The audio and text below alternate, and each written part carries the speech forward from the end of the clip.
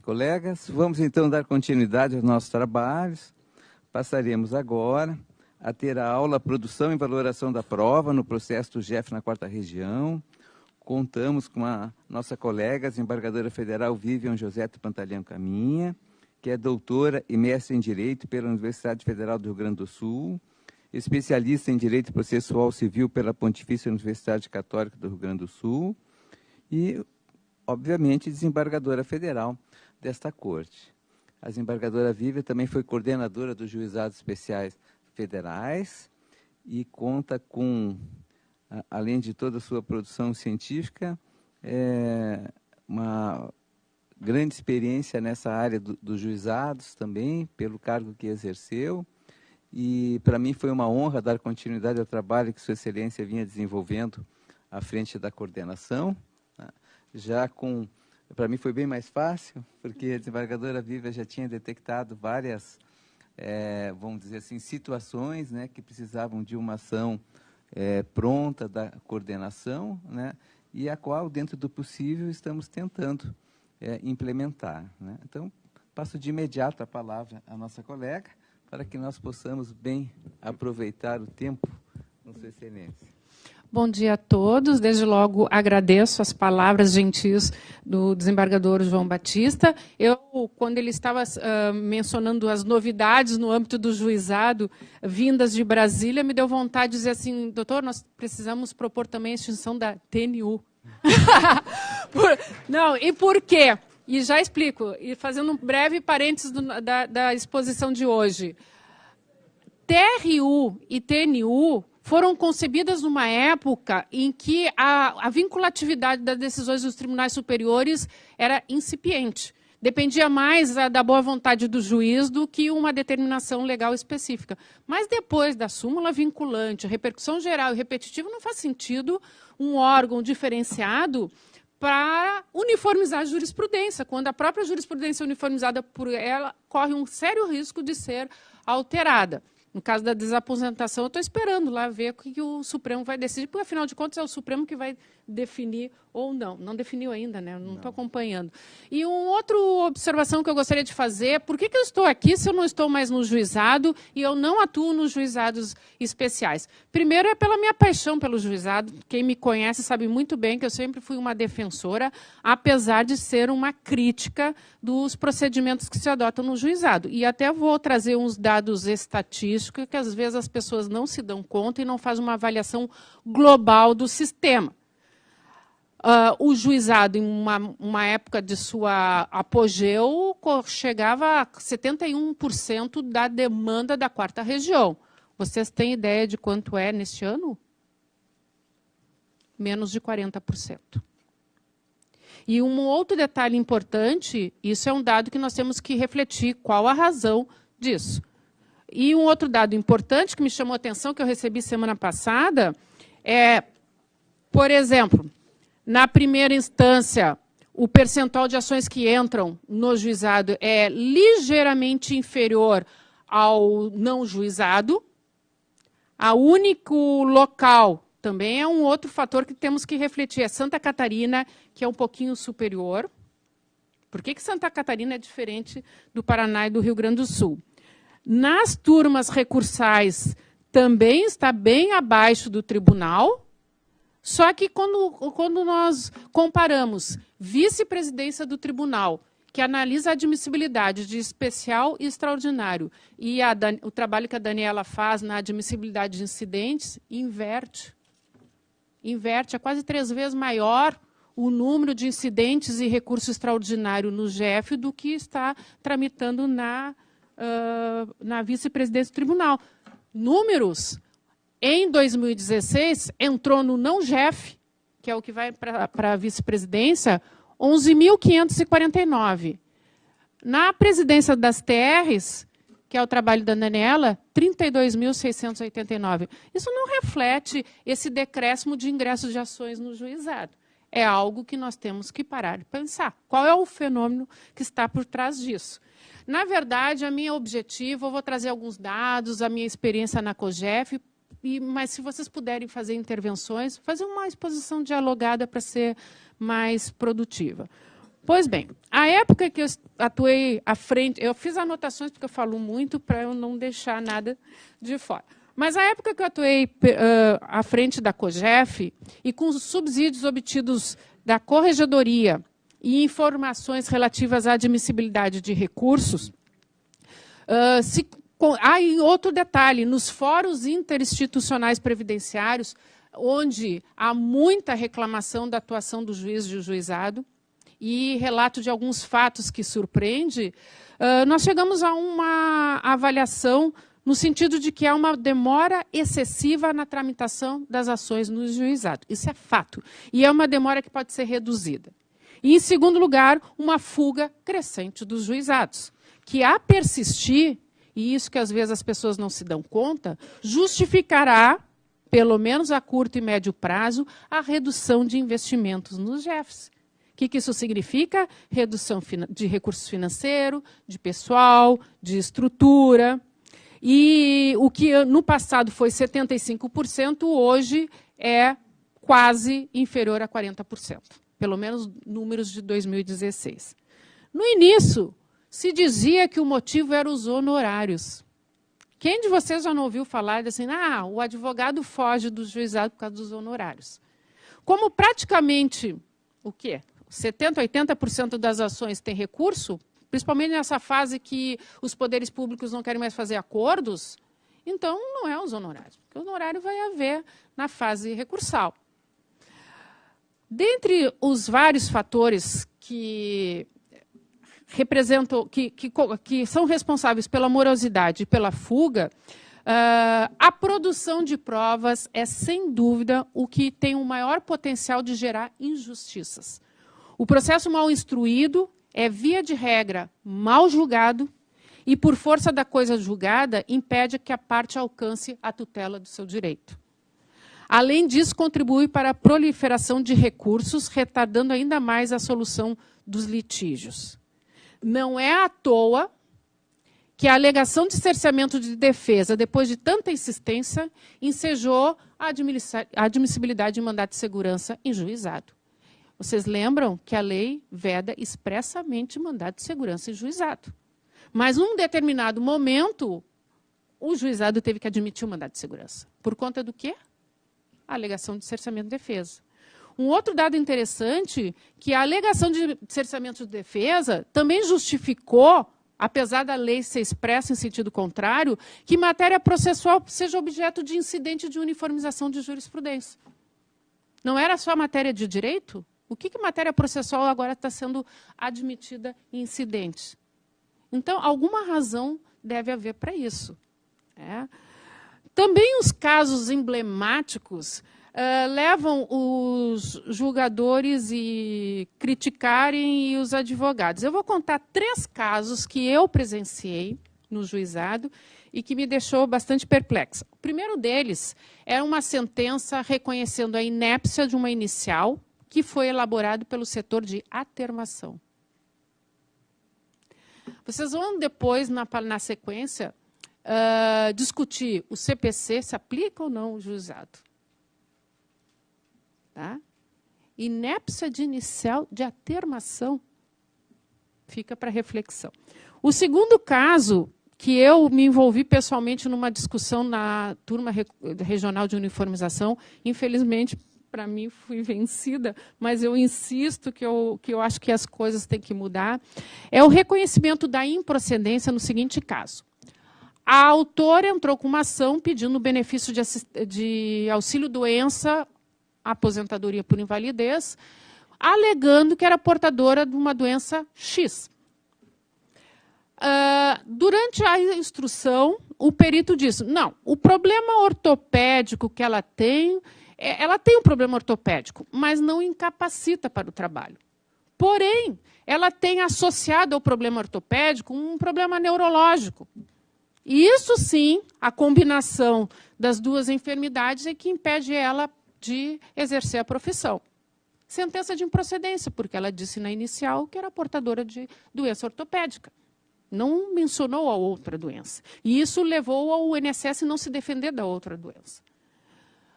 Turma recursal confirma, a questão foi parar na TRU, anos depois, e o argumento que prevaleceu é que, e eu sustentando, não, mas, gente, a causa de pedir do benefício de incapacidade é a incapacidade, não é a doença A, B ou C.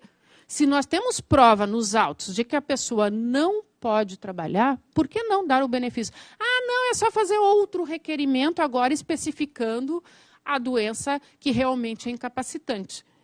E eu disse assim, isso significa anos de perda de benefício. E talvez as coisas fáticas se mudaram. Talvez num novo requerimento ela não esteja mais com aquela condição no passado. Mas a discussão na TRU ficou muito na questão, isso é processual. Isso é a questão processual e manteve a decisão. E a terceiro caso, esta sim, mais perplexa, me deixou mais perplexa, é o seguinte, a pessoa pediu um benefício de assistência, auxílio-doença, por depressão. Feito o laudo, o perito disse, não, ela realmente é portadora de depressão, mas não a incapacita para o trabalho. Às vezes, esse tipo de enfermidade é até bom que a pessoa trabalhe, porque isso pode contribuir para a melhora do quadro clínico. Sentença de improcedência, natural. Só que entre a sentença e o recurso, veio a notícia que a pessoa se suicidou. Turma recursal confirma a sentença com o seguinte argumento. O fato dela ter se suicidado posteriormente não significa que o laudo estava errado. Quando ela foi avaliada, o perito entendeu que ela estava capacitada. É a onipotência do perito. O perito, às vezes, me dá a sensação que o juiz acredita... Claro que o juiz precisa do perito, isso eu não tenho a menor dúvida, eu não tenho conhecimento médico para avaliar quadro clínico. Mas o perito pode errar, principalmente nesse tipo de enfermidade envolvendo depressão, porque nós temos a depressão incapacitante e a depressão que não é... a depressão que incapacita é a outra que não incapacita, enfim. Mas, de qualquer forma, a turma confirmou a improcedência. Bom, aí a minha pergunta é, alguém de vocês, e eu gostaria de ouvi-los, utiliza esses instrumentos, esses mecanismos que o sistema permite para avaliar, por exemplo, o tempo de tramitação do processo na vara? Acho que praticamente todos, né? Hã? Nada, mas a corregedoria tem um tempo médio do processo. Hã? Tem. Sim, mas agora está... Não, mas tudo bem. Ele está disponível e vocês, pelo menos, pesquisam ou consultam com alguma regularidade. O que eu percebo, até porque eu passei por um tempo na corregedoria, o juiz se preocupa muito da tramitação, do início do processo até sentenciou. Depois que ele sentenciou, bom, o problema não é mais meu. Certo? Só que, se vocês, como o doutor João Batista disse, agora, né, doutor, que na fase recursal está rápido. Teve épocas que, na fase recursal, o processo ficava esperando 2, 3 anos para ser julgado. Agora está bem mais rápido. Mas o prazo médio para determinada... A maior parte das demandas, a não ser as de incapacidade, que o INSS ultimamente não anda recorrendo tanto, a não ser por causa da TR. Né? Mas vocês têm ideia de quanto tempo demora? Na vara de vocês é 60, 80 dias. Mas o todo, o tempo médio. Nós temos o relatório, até por ocasião da correição, nós recebemos indicativos, depois de sentença, de cumprimento do julgado. Uhum. Né? E a gente vai olhar por quê. No caso específico, como você está falando, Vivian, eu fui verificar lá em Cruz Alta, deu 206 dias. Mas o que é isso? Era um grupo de LOAs que estava em sobrestado para a decisão aquela o que era miserável ou não, e quando desceu e para cumprir, veio contando 2006, 2008, e deu o cumprimento da vara lá em cima. Então, mas então, isso... Como é que a gente diz? Ponderada, né? Sim. Isso. Mas o sistema já permite essas verificações. A gente não só do que nós preocupados com a nossa efetividade de sentença, mas também o tempo médio total. Se a gente está demorando, por exemplo, o colega que está vitaliciando lá, a gente tinha um procedimento na vara de audiência criminal. Aí estava demorando, e o relatório acusou que havia um lapso muito grande entre recebimento de denúncia e a audiência de instrução. Então, o sistema hoje tem várias críticas que não são aqueles tradicionais pontos que a gente tinha de sentença, recurso. Agora, o que eu acho importante é que o juiz também se preocupe com o pós-sentença, certo? Esses dias eu até estava comentando, eu estava fazendo o 10º agravo de uma execução que começou em 99, o 10º agravo. Vocês, graças a Deus, não têm agravo para atropelar o procedimento. Mas é um absurdo, né? Uma execução de 99, nós estamos em 2016, ainda não houve o pagamento do incontroverso, 10 agravos.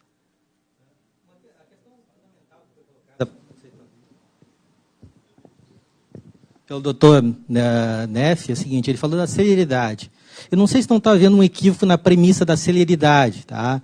Porque, em primeiro lugar, porque não é medido, mas, segundo, primeira coisa que teve, ultimamente está havendo uma tal de tutela específica, principalmente no previdenciário, que começou nos tribunais e começou a ser feito agora nos GEFs. Isso talvez explique também essa questão da migração para os tribunais, porque primeiro foi concedido, a tutela específica começou a ser concedida junto aos tribunais, e não era nas turmas recursais. Hoje está sendo concedido nas turmas recursais. A questão da celeridade, por exemplo, sempre foi um tema, porque ele parava nos recursos. Quer dizer, para o STF, para a TNU e tal. Ele não está parando mais.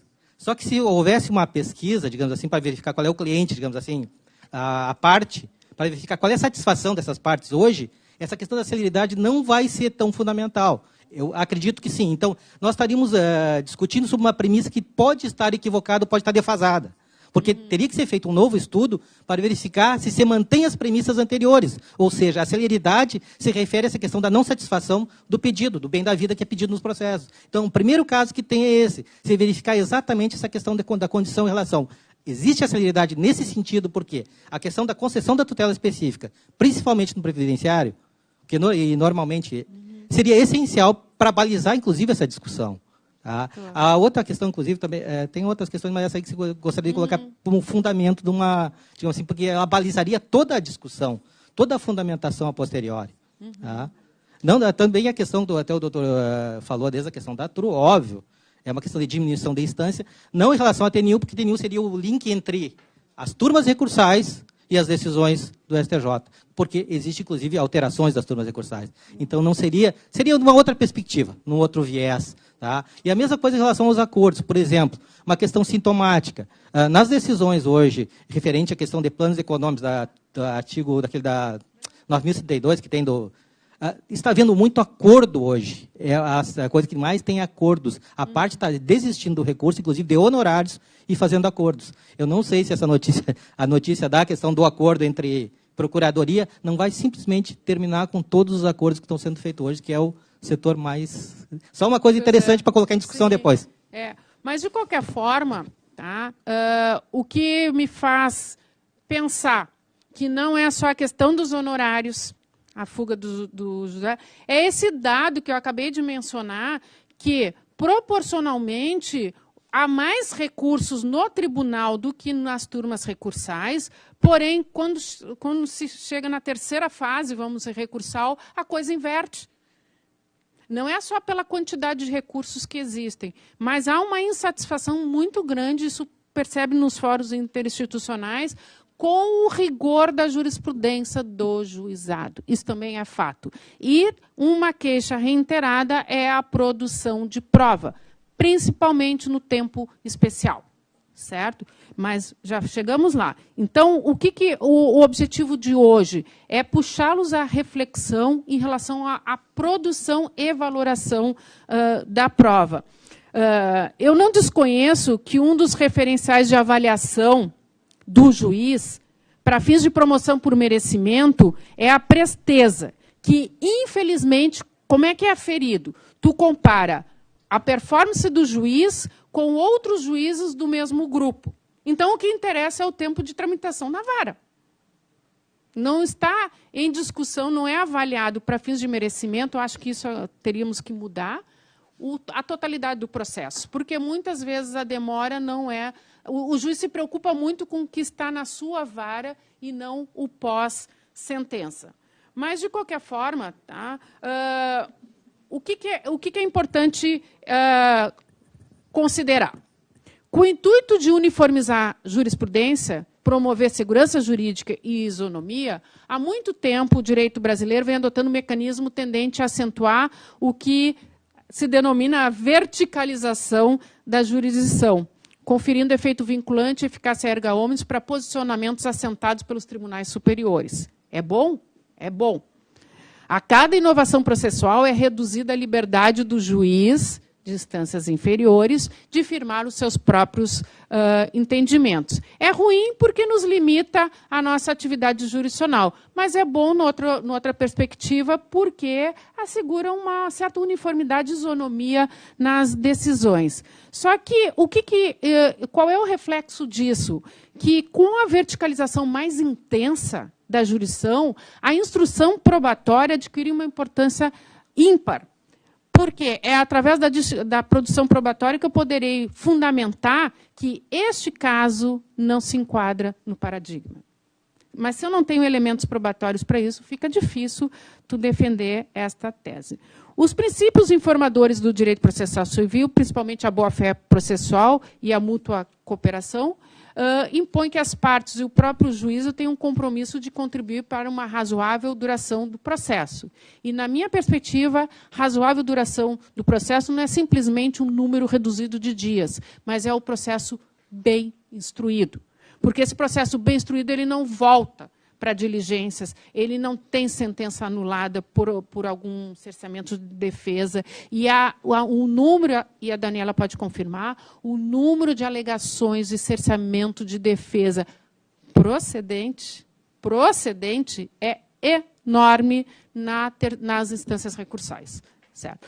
Com relação ao benefício assistencial, eu não pude apurar nenhum problema muito mais grave com relação à questão probatória. Por quê? Embora, num primeiro momento, havia aquela discussão se o oficial de justiça podia fazer a avaliação socioeconômica, etc., agora parece que está superado, tem que ser um assistente social, é a atribuição deles, faz o laudo, o que a discussão é a discussão jurídica, jurídica propriamente dita, se é a tal da presunção relativa, absoluta, de miserabilidade, mas a questão probatória, a princípio, não há grandes problemas.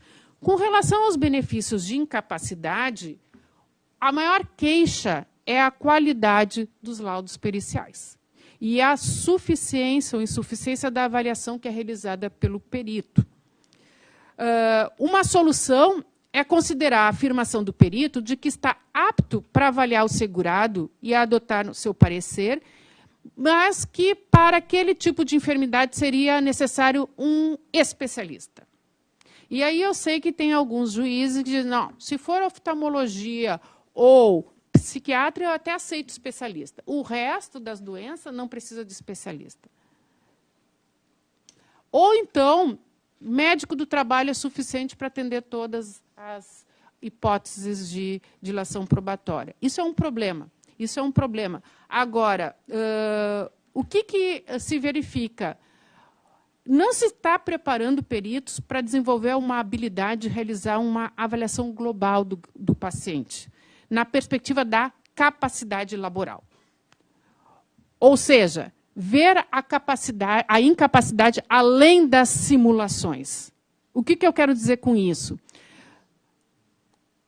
Incapacidade, requerimento administrativo, demora na perícia administrativa, aí é indeferido o benefício, aí tu ingressa em juízo. Qual o lapso de tempo que perdurou até aqui? A pergunta é, se for uma incapacidade temporária, será que quando a pessoa for fazer uma perícia judicial, as condições são as mesmas do que ela tinha lá quando ela requereu o benefício administrativamente? Vocês não acham natural que a pessoa periciada, às vezes, até simule ou agrave, tenta encenar, entra capengando diante do perito, tenta acentuar os sintomas, Mas é natural que isso aconteça, porque às vezes, se a incapacidade é temporária, até ela fazer a perícia judicial, pode ser que ela não esteja tão mal se ela estiver fazendo algum tratamento, mas ela vai perder o benefício. Mais ou menos. Mas o quê? Uma queda que faz uma torção de pé em 30 dias tu já... mas uma torção de pé em 30 dias tu já está bem resolvido o problema. É essa desconfiança, assim, da... Depois eu vou falar em medicamentos a mesma coisa, tá? Se tu torce o pé, não consegue caminhar, fica imobilizada, 30, 60 dias, será que já vai ter a perícia judicial? Não, estou dizendo assim...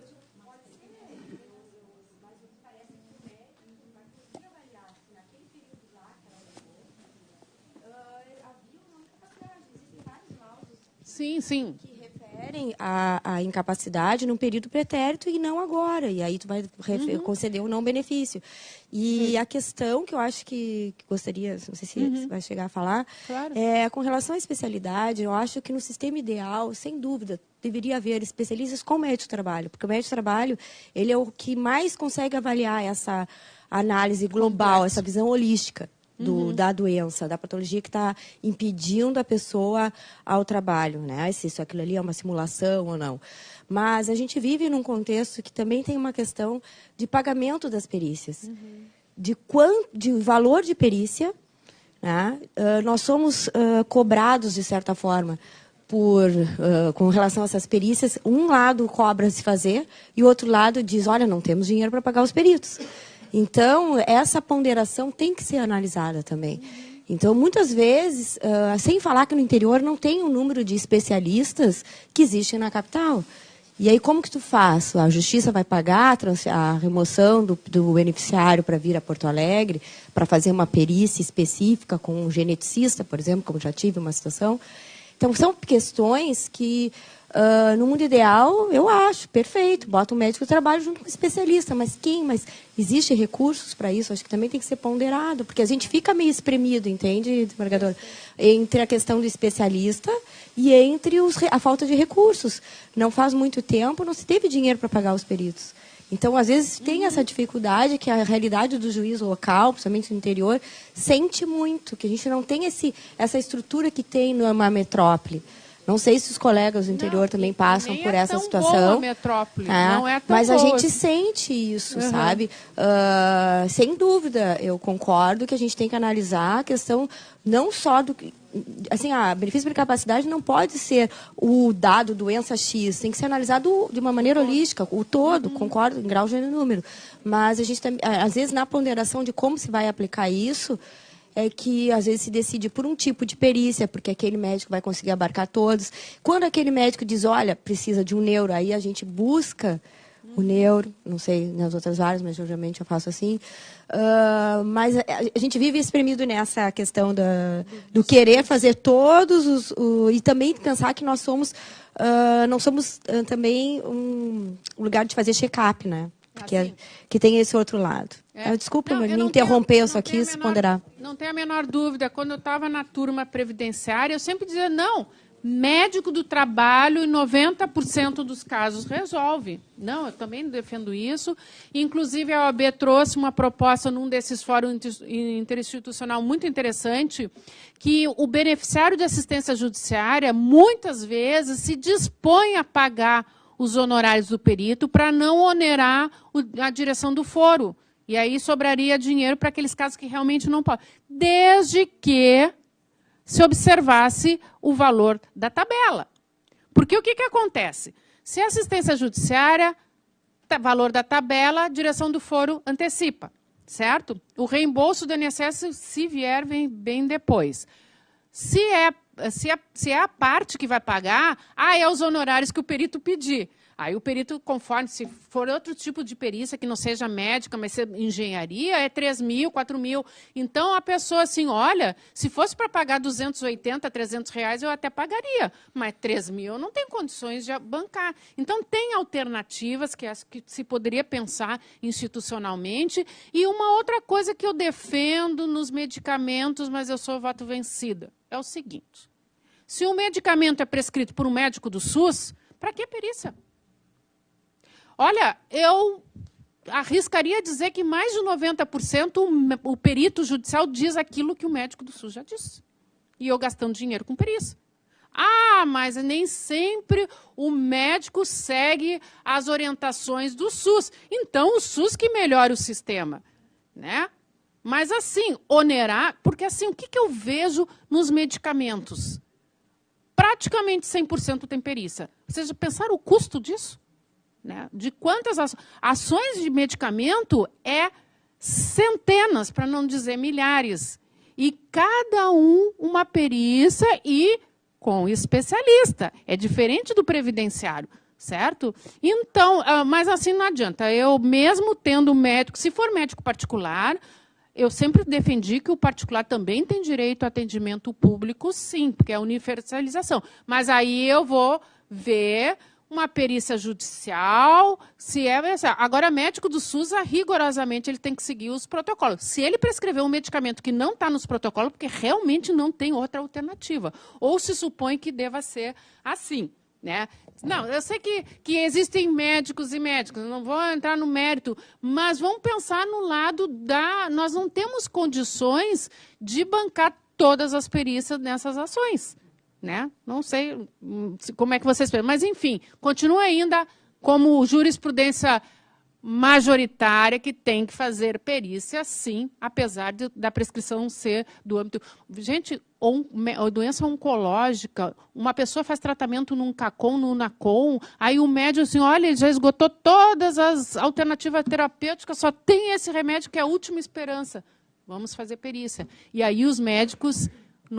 mais de 90% confirmam realmente aquele tem que ser aquele medicamento. Não, pois é. Mas é uma questão...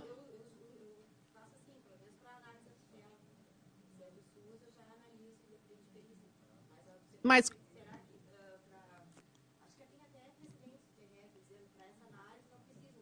Para análise... Não, para liminar casos de urgência, quando tem risco de vida, agravamento da doença, da só prescrição do SUS. Mas quantos médicos peritos judiciais confirmaram a prescrição? Sabe? São situações que devem ser refletidas, já que nós temos um problema de caixa, né, de disponibilização de recursos. Mas seguindo, pessoal, no caso de incapacidade, de benefício por incapacidade, afora essa questão do custo, do lapso temporal entre o início da incapacidade e a avaliação judicial da pessoa, me parece que os peritos eles têm que ser melhor preparados para poder fazer essa análise holística, como disseste, do paciente. Mas os maiores problemas não estão nos benefícios por incapacidade. Tempo rural, muito menos. A questão probatória, acho que está bem assentada, que tipo de prova é admitido. O problema é o tempo especial. O tempo especial continua sendo as queixas. Muitos juízes, a pretexto de imprimir celeridade ao processo, embora o processo que tramita mais rápido não é necessariamente o que promove a melhor justiça, indefere a produção de prova testemunhal e pericial, e as turmas recursais avalizam esses indeferimentos, e aí vem a alegação de cerceamento de defesa. Por que se indefere a prova? Alega-se falta de peritos habilitados no local, peritos já comprometidos ou falta de recurso para pagar a perícia. Considera-se infrutífera, por exemplo, a produção de uma prova testemunhal ante a impossibilidade de prevalecer aquela análise técnica de um perito, um depoimento testemunhal. Mas, vejam bem, pelo menos no tribunal, até onde eu me recordo, ele aceitava. A pessoa quer fazer prova testemunhal, faça. Faça todas as provas possíveis para depois, na fase recursal, eu não ter que anular uma sentença por cerceamento de defesa. O que pode uma prova testemunhal agregar? Pode, por exemplo, dizer que aquele trabalhador não estava naquele setor. Embora conste, ou especificar, serviços gerais, que tipo de atividade concretamente ele executava. Tu tem o laudo da empresa, certo? Mas o enquadramento da situação daquele trabalhador no laudo geral da empresa é que, às vezes, uma prova testemunhal pode contribuir. Outro detalhe, questionar o próprio laudo pericial. Em Curitiba, um colega citou um caso, é assim, ó, a empresa é obrigada a fazer o laudo ambiental, certo? É uma obrigação. Uma indústria de moedora de café tinham 5 máquinas. O dia que o perito contratado, primeiro que o empregador contrata o perito, começa por aí. E o dia que o perito designou para ir para a empresa, ele obrigou a desligar em 3 máquinas para ele fazer a aferição do ruído. E aí constou no laudo o ruído correspondente ao funcionamento de 2 máquinas, quando normalmente se utilizavam 5 máquinas. Então, isso é para parar para pensar, porque nem os laudos, às vezes, produzidos pelas empresas, e até porque a empresa tem um interesse até tributário, né, de não fazer o recolhimento da contribuição adicional pela atividade insalubre. Então, o laudo da empresa também não é onipotente, pode ser questionado. Claro que não é qualquer tipo de questionamento. Ah, não concordo, tem que ter algum subsídio para poder criticar aquela informação do laudo. Mas se a parte quer demonstrar que o laudo não é real ou não se aplica para a realidade do empregado, deixe fazer a prova. Né? Mas, enfim, argumenta-se que o segurado não impugnou oportunamente o PPP. E não poderia fazê-lo agora, anos após as vésperas da sua aposentadoria. A minha pergunta é, quantos empregados brasileiros têm acesso ao documento na época que está trabalhando na empresa? E qual deles vai ter a ousadia de questionar a perícia do empregador? E se ele vai reclamar isso na Justiça do Trabalho, que aí eles dizem, não, esse questionamento do PPP tem que ser lá na Justiça do Trabalho, não na ação previdenciária. Vai perder o emprego. Ou mesmo que depois ele se afaste, é normal. E eu acho que qualquer um de nós não vai se preocupar que daqui 20 anos vai pedir aposentadoria para questionar o laudo daquela empresa onde ele trabalhou lá na década de 90, 80. São situações que, se não vão resolver o nosso problema, mas a gente ter a sensibilidade de que essas situações existem na prática.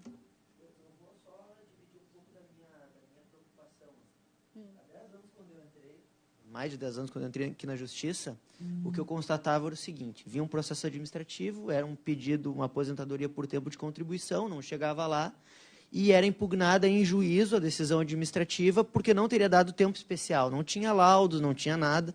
Com o tempo, felizmente, a meu entendimento, se solidificou essa necessidade de um efetivo prévio requerimento administrativo.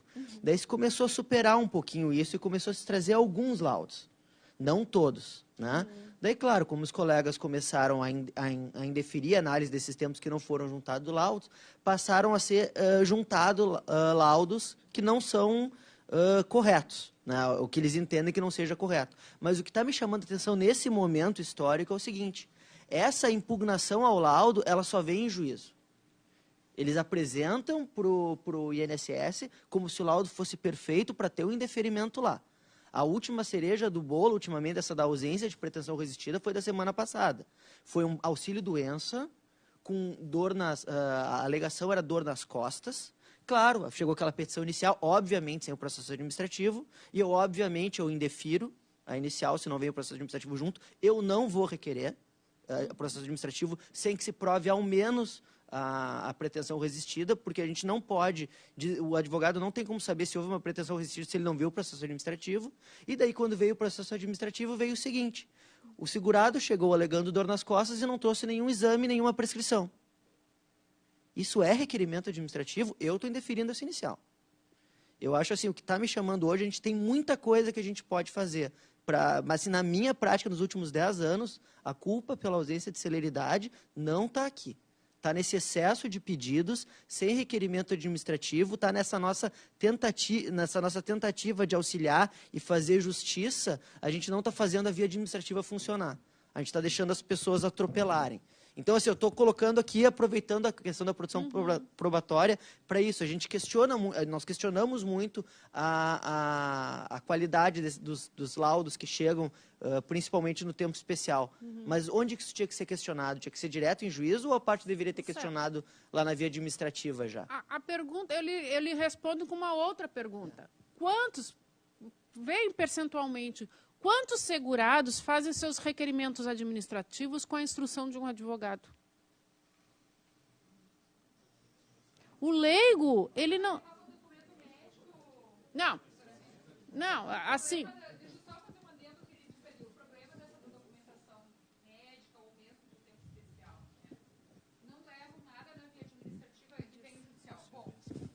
A petição inicial de benefício por incapacidade já tem uma palavra depressão lá na inicial dele, assim como a gente usa modelo, o advogado também usa, ele esquece de deletar essa parte. Então, assim, de dor nas costas passa a ser um problema psiquiátrico. Sabe? Então, assim, não tem coerência nenhuma. E aí, a questão que a senhora falou, tanto da incapacidade futura, da pessoa se suicidar, quanto da pretérita, que a colega que mencionou, Andréia, é uma questão de documentação. O perito, então, se a turma anula, se o tribunal anula para uma nova perícia, se não tiver documento, só se o perito tiver bola de cristal. Então, a gente oficia, faz de tudo, oficia para o hospital público. Onde é que o senhor realizou tratamento, sabe? E tudo mais. Agora, é como o colega diz, agora, se não tem uma mínima instrução, então tem que pensar duas vezes. Uma coisa, a pessoa, eu acho que quando vai na INSS, ela alega uma dor espontaneamente. Quando ela vem com uma petição inicial, ela vem triada para uma viabilidade. E pior, quando lá, depois de uns 3, 4 meses, quando veio a perícia, e ela não tem um documento que diga que ela um dia passou por um CAPS, que ela um dia fez um tratamento psiquiátrico, ela alegou para o perito, e vai ser anulada a sentença se eu não mandar fazer uma perícia com um psiquiatra. Então, aí esse psiquiatra, ele vai conseguir jogar para trás? Não vai. Por que ele não volta e pede um pedido administrativo? Não, mas a pergunta é tantos casos que vêm sem documento, nenhum atestado médico? Doutora, o mais emblemático, o segurado teve um benefício agora por dor nas costas, 2014, 2015.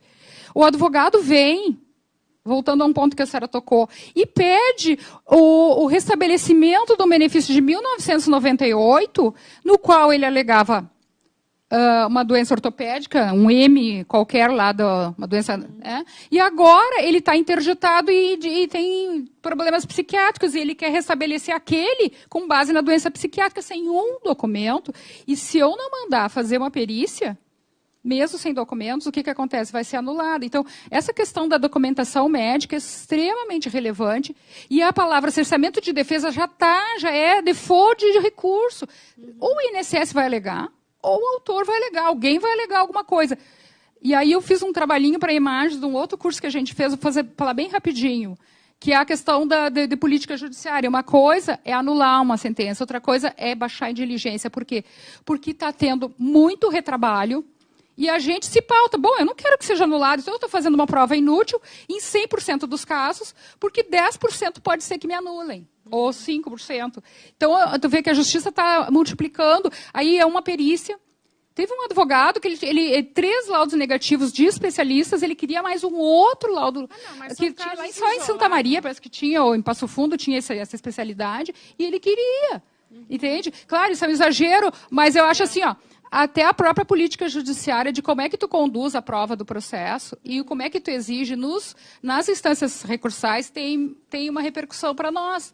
E a gente leva em conta isso que o colega falou, não tem documento, não tem isso, não tem aquilo. Tenta peneirar, canalizar.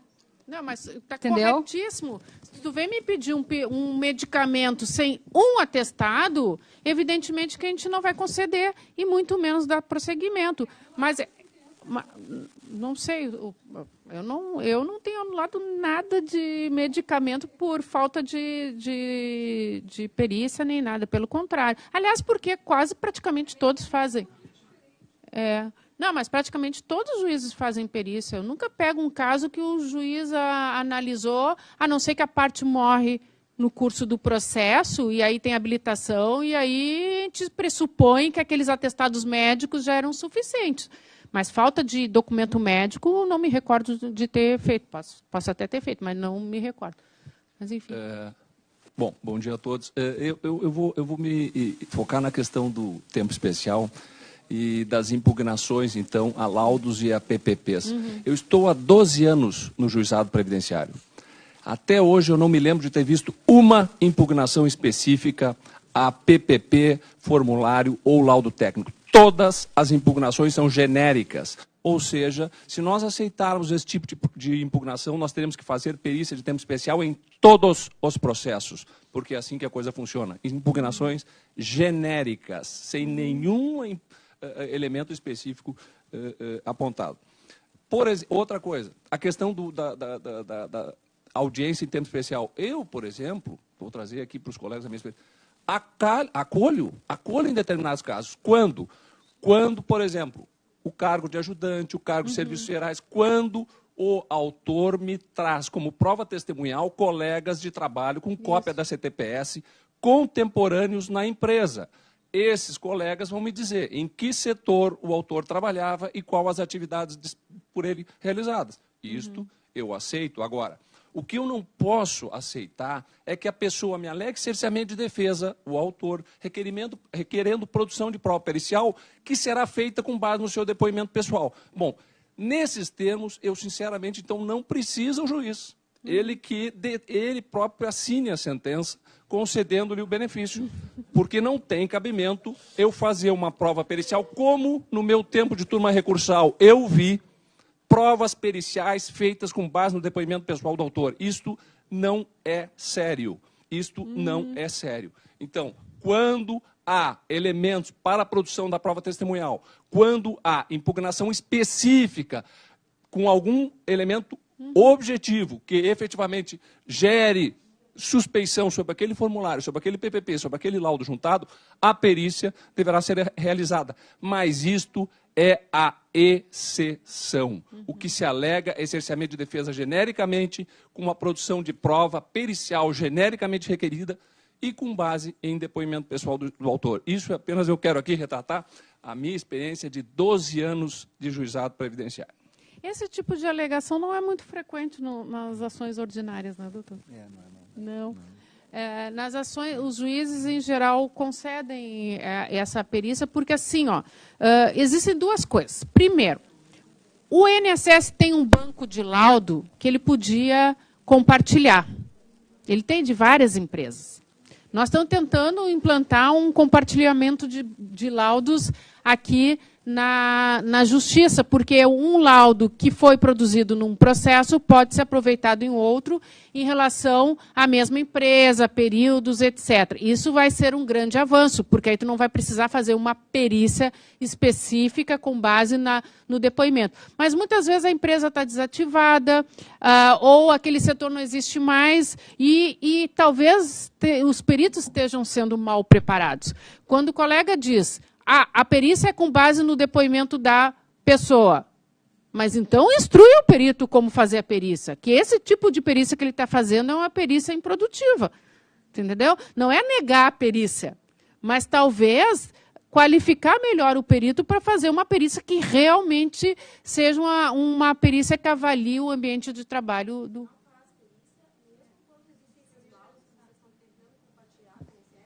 Porque no momento em que a gente também usa lá os laudos que já estão no INSS.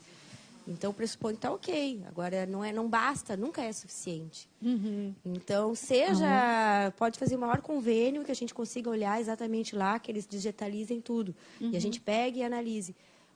O pedido de nova perícia, contestando aquele laudo, vai existir, independentemente de usar o compartilhamento. E sem falar que, muitas vezes, eles pedem perícia para ruído... prova testemunhal para ruído. Não. Então, assim, eu acho que essas coisas assim, muito genéricas, tem que fazer prova sempre.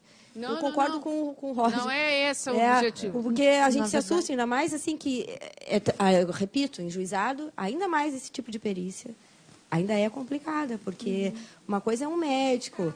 Aí imagina um engenheiro, não é assim numa conversa, o engenheiro tem que ir na empresa, e assim como eles podem enganar o perito judicial, pode a empresa enganar o próprio perito que contratou para fazer seu LCAT. Então, assim, eu não sei, eu prefiro ainda acreditar na boa-fé, que as coisas estão corretas. E aí, trabalhar na exceção. Não, mas aí o deferir é uma deferir com qualidade, né? Não estou dizendo que deferir tudo. Mas, assim, indústria calçadista, a atividade é a mesma, não vai fazer uma perícia para cada processo.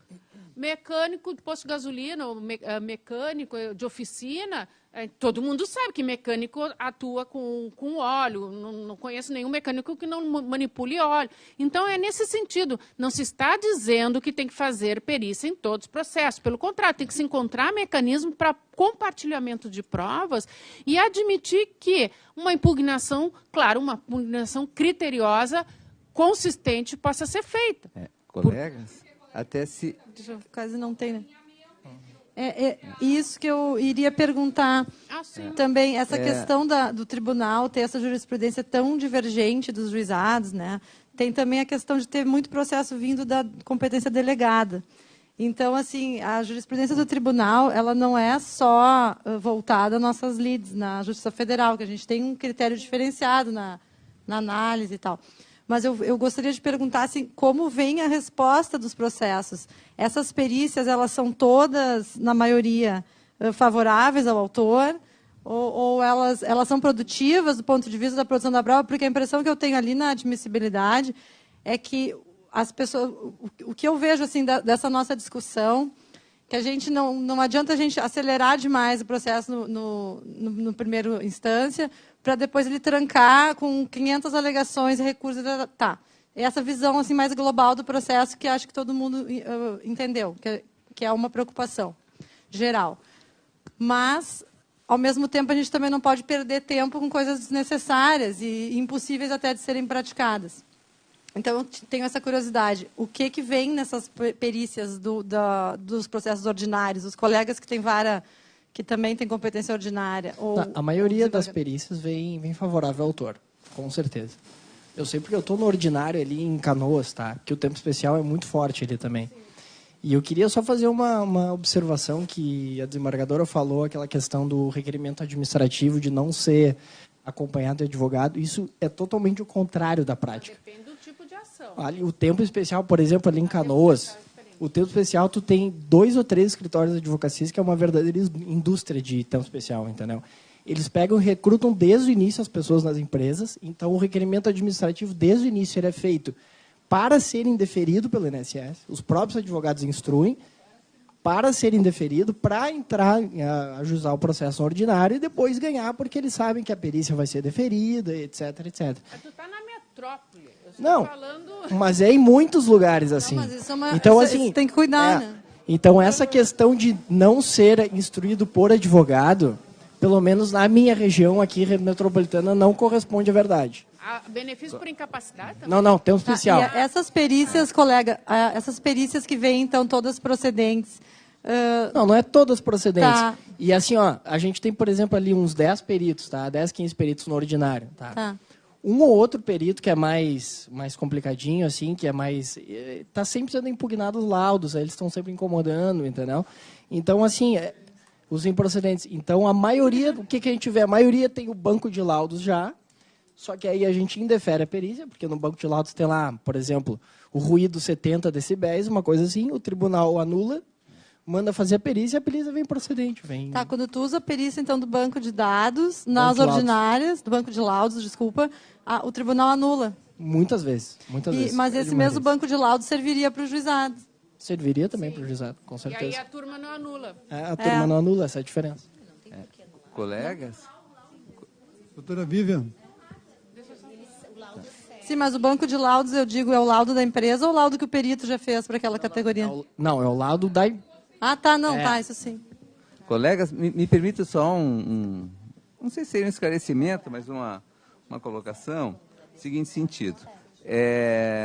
Chegou a nós uma preocupação no que diz respeito às questões que são julgadas no juizado, principalmente no que envolve perícia, de que haveria, de um modo, não assim, tudo tem exceção, né? Mas de um modo geral, assim, notícias, principalmente nos fóruns interinstitucionais previdenciários, tanto do Paraná, Santa Catarina e Rio Grande do Sul, de que na fase probatória, né, haveria uma preocupação do magistrado no sentido de, dentro do princípio maior de agilização do julgamento, por ser um rito de um juizado, de simplificação dessa prova, né? E, muitas vezes, sob a alegação de que a prova é para o juízo, a prova é para o magistrado. E se o juízo estava convencido com a prova já feita, que ele indeferiria a realização de provas complementares.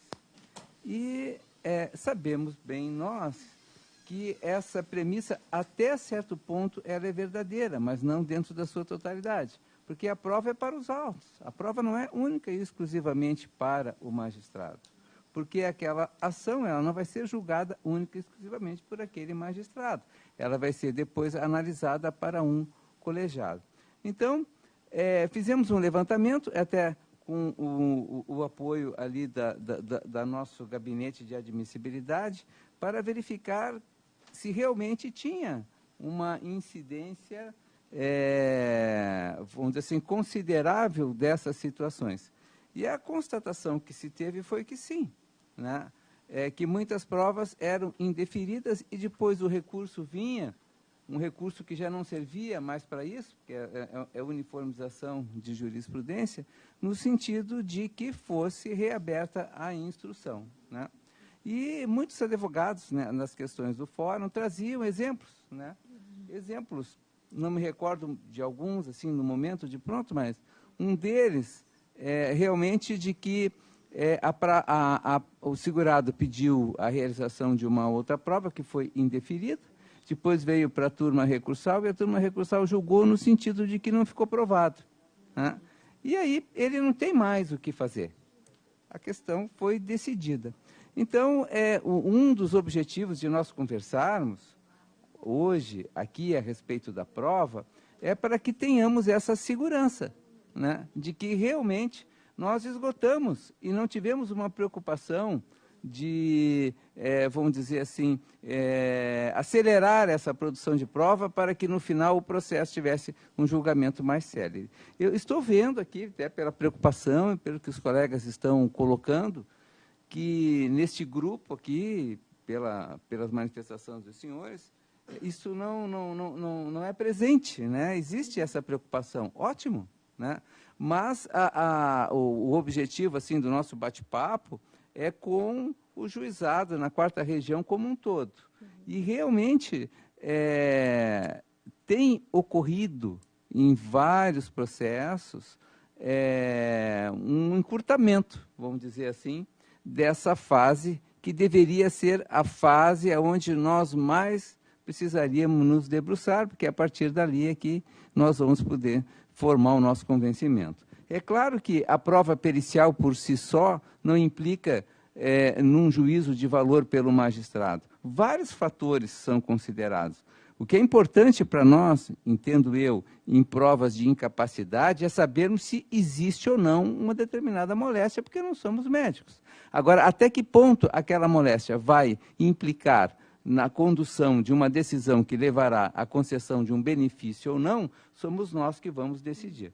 Até aproveito para dar para os senhores uma notícia que, recentemente, faz 3 semanas, estive no Conselho da Justiça Federal, não no Conselho da Justiça Federal, no INSS, a convite do juiz Savares, que é o secretário-geral hoje do Conselho da Justiça Federal, para uma reunião onde estava presente o presidente do INSS, estavam presentes também as maiores autoridades em perícias no INSS, e a preocupação era como o INS estava elaborando o seu laudo no que diz respeito ao LOAS, porque hoje nós sabemos que a questão não é só de constatar uma incapacidade física ou mental, seja de que natureza for, relativa à saúde, e sim a incapacidade num sentido mais amplo, sobre o aspecto social. Porque, às vezes, uma pessoa é cadeirante, ela pode exercer uma atividade, mas ela mora no interior de um sítio, e não tem como ela sair daquele sítio com uma cadeira de roda para chegar num local que ela pudesse exercer uma atividade. Então, o que se estava se objetivando? Primeiro, conhecer como o INSS fazia aquela análise. E, a partir daí, construir-se conjuntamente um laudo pericial eletrônico voltado para o LOAS, a exemplo do que tem já para o benefício pura e simplesmente de incapacidade.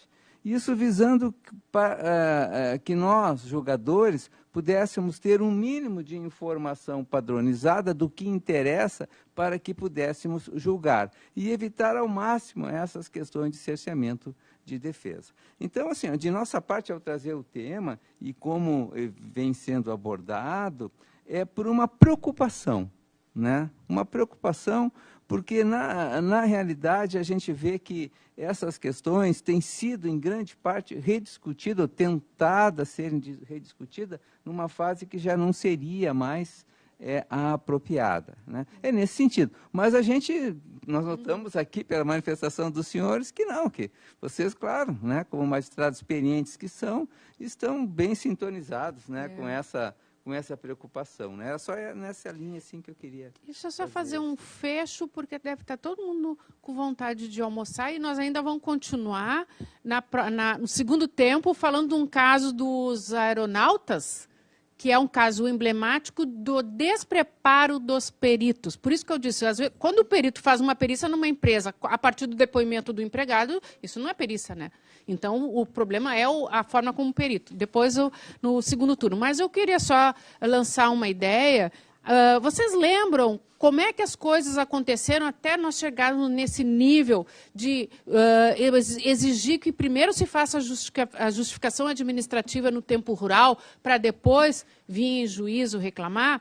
Sabe? Ou entrava com uma ação pedindo reconhecimento de tempo rural, suspende, faz a justificação administrativa. Foi a iniciativa dos juízes de transferir para o INSS algo que ele teria que assumir esse encargo.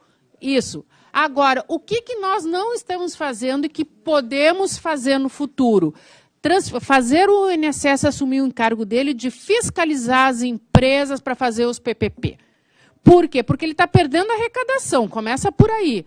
Tá? Não há essa fiscalização. A gente assume o ônus de aceitar qualquer PPP, quando muitas vezes, eu não estou dizendo que é 100% dos casos, mas muitas vezes o PPP não reflete a realidade da empresa.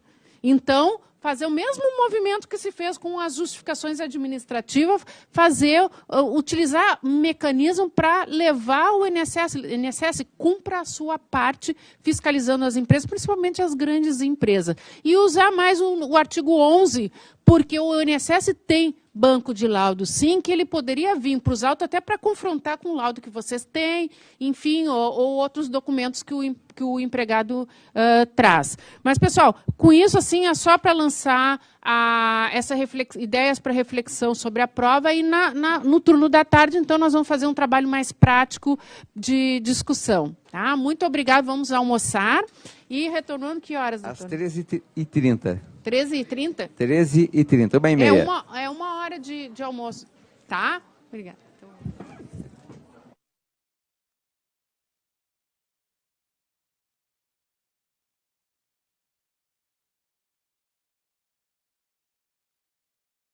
Podemos retomar? Não sei se o senhor quer explicar a sistemática.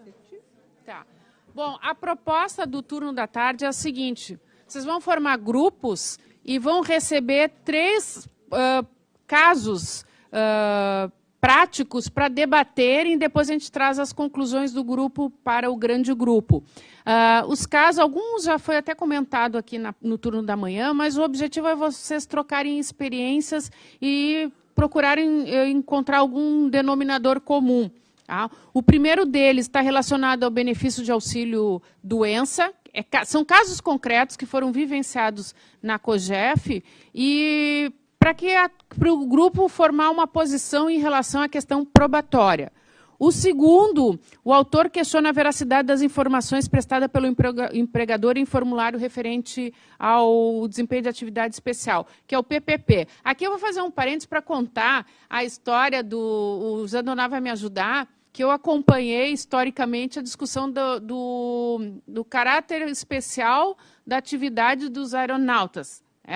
Eu presenciei o Zandoná pressionando um perito para dizer se era especial ou não, e aí eles ficaram naquela interpretação da lei. Como é que é? Hipobárico, não sei o quê, aí nos laudos consta que o ambiente é hipobárico, então não seria insalubre, porque pela lei é o hiperbárico, enfim. Depois, nós nos demos conta, conversando, o problema não é a pressão atmosférica lá na aeronave, é a subida e descida, a troca rápida de pressão a que o organismo humano fica sujeito. E, às vezes, o aeronauta faz decolagem e aterrissagem em 4, 5 no mesmo... 6, né? 4, 6 no mesmo dia. E isso faz muito mal para a saúde, é essa variação brusca da pressão. Então, veja, o despreparo do perito para enfrentar uma questão dessa. Porque se apegou à literalidade da lei, que é só em ambientes, estava falando dos mergulhadores, a ideia era dos mergulhadores, mas não desse profissional que sofre outro tipo de desgaste no seu ambiente de trabalho, que o perito não foi capaz... Aliás, nenhum perito, né? Vamos combinar, nenhum perito conseguiu perceber e dizer isso no laudo. Então, é por isso que é tão importante a gente desmistificar o perito. O perito é necessário? Fundamental, ele tem conhecimento técnico, mas a gente tem que ter uma visão crítica do próprio laudo que é feito, assim como dos PPP, que são preenchidos pelos empregadores. E depois, o terceiro caso, o autor pleiteia o fornecimento gratuito de medicamento pelo poder público, alegando urgência na prestação jurisdicional.